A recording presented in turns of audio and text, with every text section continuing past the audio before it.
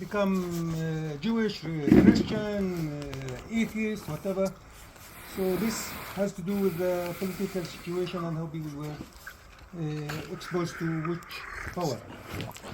Since the location of Palestine is in the middle of the continent, so many invaders came to Palestine, like the Persians, the Romans, of course, as well as the Greek, the Pharaoh, the Egyptian also, everybody came here to Palestine. And so they left something, sometimes their genetics. What I mean by that, when the Romans and the Greek came here, you see many blondie faces and blue eyes in Palestine. This has to do with mixed genetics among people. Anyway, but going to Wadi Foquin. Wadi Foquin is, of course, a village that with inhabitants about 1,500. We have almost the same number or more who are living in diaspora because they were forced to leave during the attacks that came from the west, from the newly established state of Israel. So when their state was established, they immediately started expanding, taking what's left of Palestine. And of course, among those was the village of Wadi Foquin. So during that period of time, there were many attacks and many people were of course killed. People have to escape for their lives, living in a refugee camp, but never leave the city. So they used to come and go, for, taking care of their farmland until we have the chance to come back in 1972. But we came with a totally demolished village. Not a single house was left. So the whole village was totally demolished in 1956. Of course by the Israeli groups at that time. And they came and it was like ethnic cleansing because they want an empty place without any population. Luckily, with our determination and people like the man you'll see here, Yusuf Manasa, he's my father, but he's very much appreciated in the village and he's a friend of Michael Yushi. Michael Yushi, we'll talk about him later. Due to his efforts and his colleagues, but he's the one who was training them, so he was able to maintain the place as Wadi Foquin, which is a Palestinian place for its people. So here we are, we live in what's left of the land of Wadi Foquin. We are proud of our olive trees. We make the house, but we never take this down because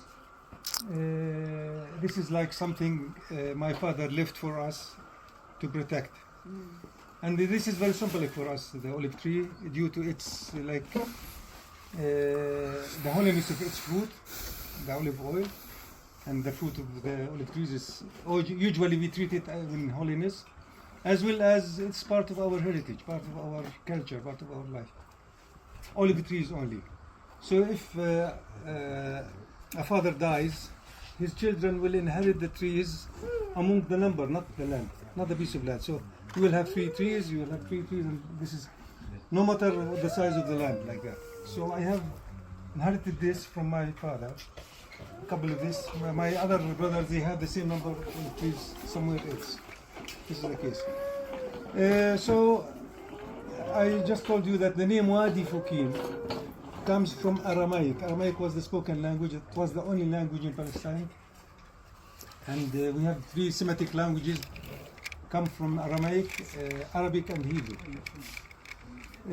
So Foquin goes to the root of the word Foq in Aramaic, which means thorns. Thorns, Thorl, thorns. So the Valley of Thorns.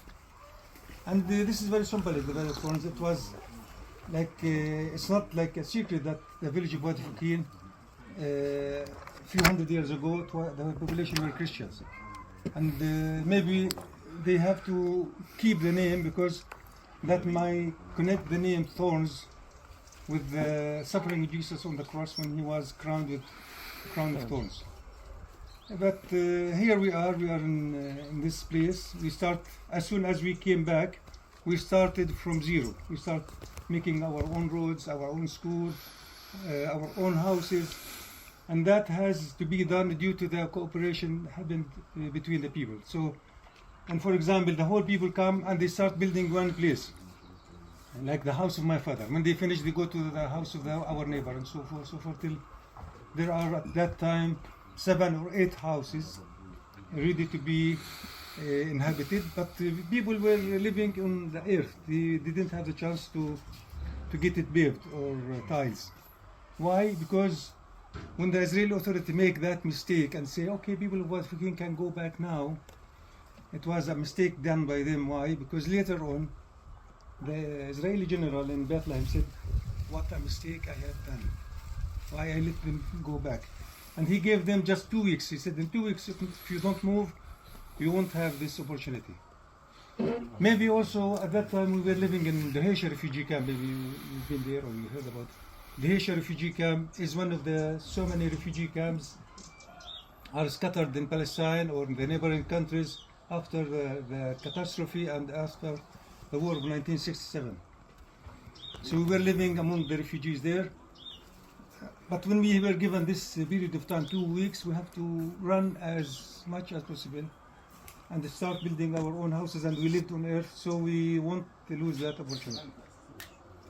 And here we go. So, but unfortunately, problems never stop. So we still have the settlement expansion, which is the settlement of the Elite. Over there, you will see it maybe afterwards. If you have the energy, you can climb up there, and we can see the whole village and the threats that I'm talking about. So afterwards, after the expansion of the settlement of Qatar, that continues all the time, with a population of almost 65,000. 65,000. Bearing in mind, if you came here in the year 2005, you won't see any house there. But nowadays, if you come, there are thousands of them, with a population again of 65,000. And the plan, the number will reach 100,000. And that's why you see the crane there, meaning that there are more houses or apartments are going to be built. This direction, we are the green line. The green line is the border between the West Bank and Israel. And it was known as green line because when the agreement was made, it was signed with green color. So they call it green line. So we can see Israel from there and the settlements from here, and we are in between the village of Wadi Foquin. So this briefly. So our partnership with Friends of Wadi Foquin, of course, started in 2009 with Reverend Michael Yushi. When he came here, and maybe he will talk more about it. So we had this partnership. The main reason for that is to keep attention, that people keep attention to Wadi Foquin as a place threatened that it might be evacuated at any time. And since the latest war, from October 7 until now, we have almost daily checkpoints and soldier patrol in and out, and invading some houses, doing search and so forth. Michael, you want to say a few words? Well, maybe just a little bit. Since you are a group connected to Sabeel, sponsored by Sabeel, for us as Methodists and Christians, we've always subscribed to Palestinian liberation theology. At the congregation that I served in 2009, when we started this partnership, it came about because of a vision of one of our members to be in people-to-people relationship with Palestinians. And we had a liaison to the region who served the larger Methodist Church, the Global Methodist Church, come to consult with us, and then suggested this village as a partner. Is a good way to just begin modestly. We weren't thinking about, we were aware of the bigger issues going on, the historical issues of the Nakba, of the historical gradual occupation of Palestine. But our focus was on developing friendships and relationships with people directly, and so that's what we began to focus on. And as I mentioned earlier, we've supported community development projects in the village. One of the prime ones has been helping to build a soccer field. I don't know if they'll get a chance to see that today or not, but that was a strategy that they developed here. Our friends developed to resist land takeover and do something for the children at the same time, as well as a construction project for people in the village. And then we do annual trips as a Christian community, and in relationship with this village, which is Muslim. The interfaith partnership has been important for us to underscore in many ways, but normally for us as a faith community, our trips are about coming to the Holy Land. The majority of people coming to the area are coming on Christian pilgrimages or Jewish pilgrimages or Muslim pilgrimages, but our pilgrimages were framed as Holy Land trips with a Palestinian narrative. So we're very intentional about including in our itinerary hearing the stories of Palestinians dispelled from homes in the northern portion of Israel, and understanding the historical nature of the situation.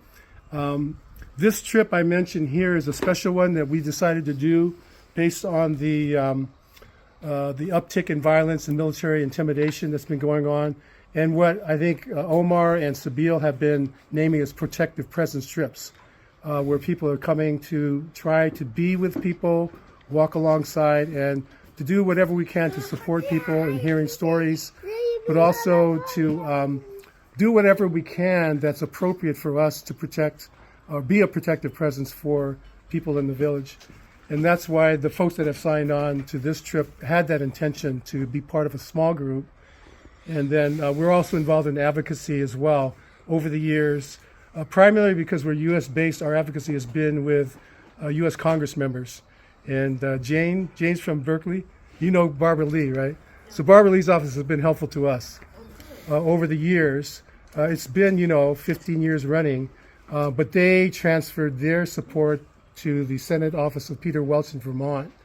And Barbara's out of office now because her term ended. She's running for mayor. Yeah, she's running for mayor. There's all these billboards out in the East Bay thanking Barbara for her work in Congress. That was her campaign billboards for running for mayor. It's very clear. Anyway, but I guess just to summarize, we see our partnership as just being a small piece of what we can do, but we always are connected in to large organizations like Sabeel, the bigger advocacy efforts that are going on, so that we can participate in the larger advocacy efforts that are happening while we take on our small piece of partnership here in this particular village. Is that okay? Yeah, shukran. Can you have Sajida and Kifa say something quickly? Yes. Yeah. Anyone wants to? Yeah. Sajida? Sajida, say something and Kifa, yeah. that's it. What about about Could Wadi be. Foquin? Yeah. Yeah, Well, maybe, the things you were leading with environmental Oh, education workshops. introduce myself. Yeah.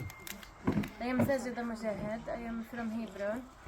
I studied environmental engineering, and I work with Area C in Hebron and Bethlehem. And I married here since 5 years. I learn about Wadi Foquin, what happened here, what you can see here, settlements here, Tzur Hadassa and Bitar Eliyot. And they have one entrance just for this village. So it is very hard, in war, very, very hard, because there is a lot of time checkpoint here. And Kifah, you can complete.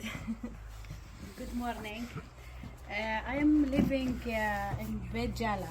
It's very close to here. But every week I should come 2 days. But now I am living under threats and fears because there is the settlers announcement. They will change the situations and to be more complicated, which means maybe I can't come easily to visit my village or my family. Really, I am afraid. I'm under threats. Despite also every day I am facing many obstacles when I am go to my job from Bethlehem to Jericho. Also, I am now I will see many checkpoints also to visit my family in Wadi Foquin. This is it's very this is not a life really. and we are thinking how to face this situation. To really all the time, yani, we should not waiting to what they will do with us without make action, but at the same time, what kind of actions is suitable to facing this political policies from Israel's government or from the settlers. As what Ata mentioned, I am very proud because my grandfather gave my father land, and my father gave me 2 pieces of land planted of olive trees, which means a lot of me. Yes, which means we have our roots. It's very strong in our land, and yes, we have a nice history. Historically, we are collected the olive tree with my grandmom and grandfather as a festivals. All of us leave our works, and went together, and but lastly. We can't collect our trees because the settlers threats us. You will see maybe down this area, many settlers come and they try to take it from us. This is in general, but of course we will continue and we will struggle. Because we have a right in this land. This is our life. Welcome of you. We thank you for your solidarity, which means a lot of us as a Palestinian, as a Wadi Foquin village. Thank you. So